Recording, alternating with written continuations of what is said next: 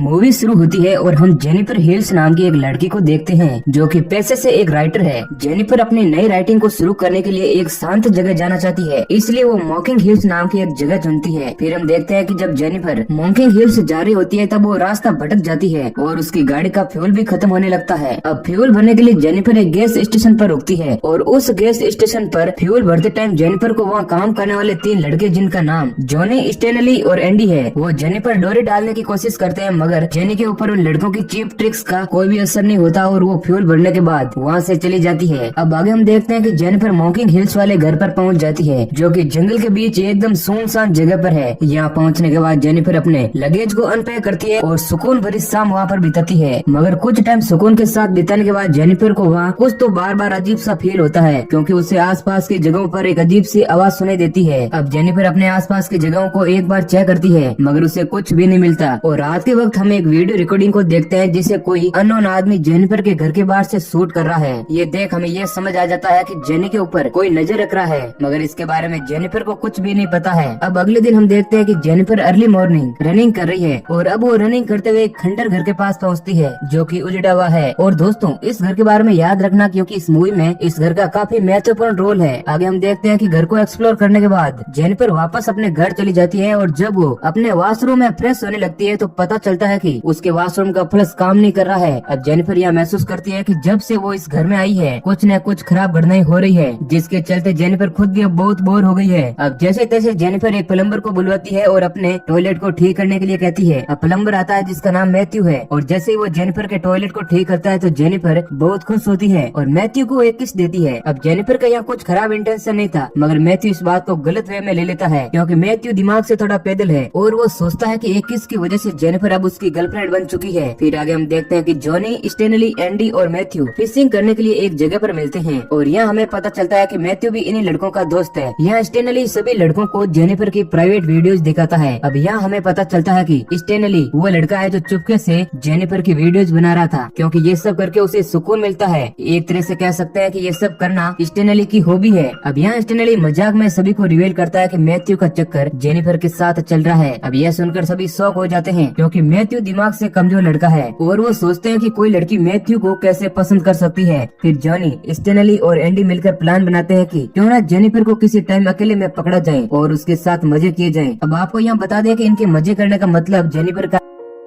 वो मैथ्यू को भी प्रॉमिस करते हैं कि वो पहला मौका उसे देंगे। अब आगे हम देखते हैं कि ये चारों लड़के आधी रात के टाइम जेनिफर के घर में दाखिल होते हैं और जैसे ही जेनिफर इन्हें देखती है वो शॉक हो जाती है क्योंकि वो समझ चुकी है कि अब उसके साथ कुछ तो बुरा होने वाला है। जॉनी, स्टेनली और एंडी मिलकर जेनिफर को बहुत बुरी तरह करते हैं और वो मैथ्यू को भी फोर्स करते हैं कि वो भी उन्हीं की तरह करे, मगर मैथ्यू ये सब नहीं करना चाहता, इसलिए वो मना कर देता है और यह मौका पाकर जेनिफर भी वहाँ से भाग जाती है और वो जंगल में भागते हुए 2 आदमियों से मिलती है। इन 2 आदमियों में एक बूढ़ा आदमी वही है जिसने जेनिफर को मकान किराए पर दिया है और दूसरा आदमी भी इसी इलाके का है। जेनिफर रोते हुए उनसे कहती है कि आधी रात में उसके घर में 4 लोग घुस आए हैं और उन्होंने उसे बहुत मारा है। अब एक आदमी जेनिफर से उन लड़कों का हुलिया पूछता है और अब जेनिफर बताती है कि इन 4 लड़कों में से 3 लड़के पास ही के गैस स्टेशन पर काम करते हैं, जिसके बाद शेरिफ समझ जाता है कि ये जॉनी, स्टेनली और एंडी है। अब शेरिफ जेनिफर को लेकर मॉकिंग हिल्स केबिन में जाता है जिसे जेनिफर ने रेंट पर लिया है। वहाँ जाकर शेरिफ घर की छानबीन करता है और छानबीन के दौरान शेरिफ को घर के अंदर मारिजुआना सिगरेट मिलती है जो कि इलीगल है। अब जेनिफर यहाँ झूठ बोलती है और कहती है कि ये उन लड़कों ने पी है। तब शेरिफ देखता है कि सिगरेट की टिप पर लिपस्टिक के निशान है, जिससे पता चलता है कि ये सिगरेट जेनिफर ने ही पी है। अब ये सब जानने के बाद शेरिफ जेनिफर को कानूनी कार्रवाई के नाम पर डराने लगता है। जेनिफर रोते हुए कहती है कि हाँ, मैंने ये सिगरेट पी है, मगर ये बात भी सच है कि रात में मेरे घर में 4 लोग घुसे थे जो मेरा रेप कर मुझे मारना चाहते थे।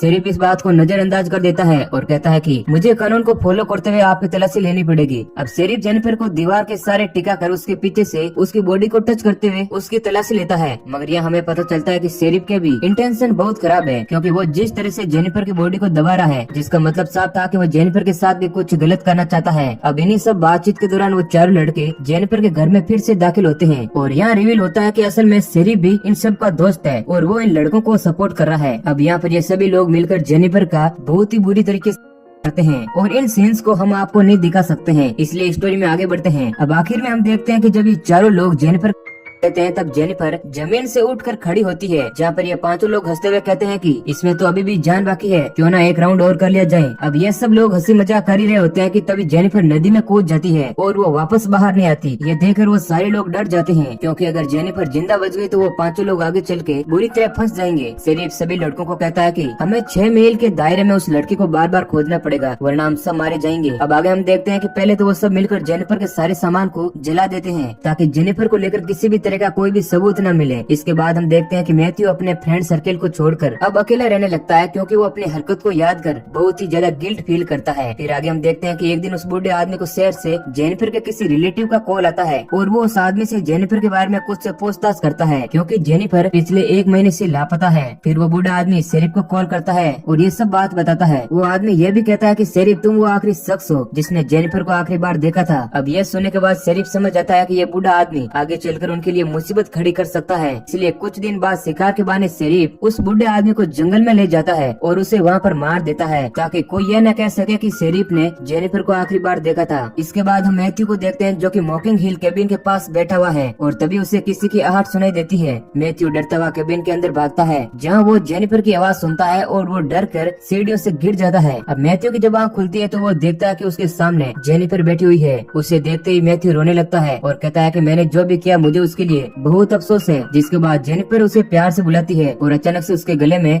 फंदा डाल देती है और उसका गला करती है और यहाँ से सीन कट हो जाता है। अब अगले सीन में हम देखते हैं कि स्टेनली और एंडी जंगल में जेनिफर की बॉडी को ढूंढ रहे हैं। तभी उन्हें कुछ दूर से एक आवाज सुनाई देती है। दोनों आवाज की तरफ भागने लगते हैं और अब वो लोग अलग अलग होकर की आवाज कहाँ से आ रही है ये पता लगाने की कोशिश कर रहे हैं। इसके बाद हम देखते हैं कि भागते हुए स्टेनली एक जाल पर पैर रख देता है, जिससे उसकी टांग टूट जाती है और वो फंस जाता है। स्टेनली चिल्ला चिल्ला कर एंडी को बुलाता है और जब एंडी वहाँ पहुँचता है तो जेनिफर पीछे से आकर एंडी पर अटैक कर देती है, जिस वजह से वो भी बेहोश हो जाता है। फिर हम देखते हैं कि जेनिफर एंडी को एक टब में एसिड डालकर उसमें डुबा देती है, ताकि उसकी दर्दनाक मौत हो सके और साथ ही वो स्टेनली के हाथ पैर बांधकर उसे एक पेड़ से बांध देती है और फिर उसके मुंह पर मछली का खून लगा देती है, ताकि कौवे उसकी तरफ अट्रैक्ट हो और वो स्टेनली को जिंदा ही खा जाए। अब कुछ देर बाद हम देखते हैं कि कौवे ने स्टेनली को नोच कर खा लिया है और उसकी आंखें भी फोड़ दी है, जो कि स्टेनली के लिए एक बहुत ही दर्दनाक मौत होती है। फिर आगे हम देखते हैं कि इसी तरह एक और ट्रैप में जेनिफर जॉनी को भी फंसाती है और उसे केबिन में लाकर बांध देती है। फिर जब जॉनी होश में आता है तो जॉनी के सामने ही जेनिफर उसका प्राइवेट पार्ट काट देती है और उसे अकेला छोड़ देती है। अब प्राइवेट पार्ट के करते ही जॉनी का खून बहुत ही तेजी से बहने लगता है और कुछ देर बाद ज्यादा खून बहने की वजह से उसकी मौत हो जाती है। दोस्तों आपको बता दें कि ये वही केबिन है जो कि मूवी की शुरुआत में जेनिफर को रनिंग करते टाइम मिला था और क्योंकि इसके बारे में कोई नहीं जानता इसलिए जेनिफर सभी को यहाँ लाकर मार रही है। फिर हम एंड में देखते हैं कि जेनिफर शेरिफ की बेटी को किडनैप कर लेती है और फिर वो शेरिफ को फंसा कर उसे केबिन में लाती है। अब यहाँ जेनिफर शेरिफ को बांधने के बाद शेरिफ के पीछे एक शॉटगन लगा देती है और शॉटगन के ट्रिगर में एक रस्सी बांधकर वो रस्सी मैथ्यू के हाथ में बांध देती है, जो कि शेरिफ के सामने बेहोश पड़ा है। फिर आगे हम देखते हैं कि जेनिफर शेरिफ को कुछ टॉर्चर करने के बाद वहाँ से चली जाती है और जैसे ही मैथ्यू होश में आता है तो वो अचानक से खड़ा होने की कोशिश करता है, जिस वजह से ट्रिगर दब जाता है और मैथ्यू और शेरिफ एक ही साथ मारे जाते हैं और इस तरह जेनिफर अपना बदला पूरा कर लेती है। और इसका पार्ट 2 भी जल्दी आने वाला है, इसलिए हमारे चैनल को सब्सक्राइब कर नोटिफिकेशन बेल को ऑन कर ले। वीडियो को पूरा देखने के लिए आपका बहुत बहुत शुक्रिया।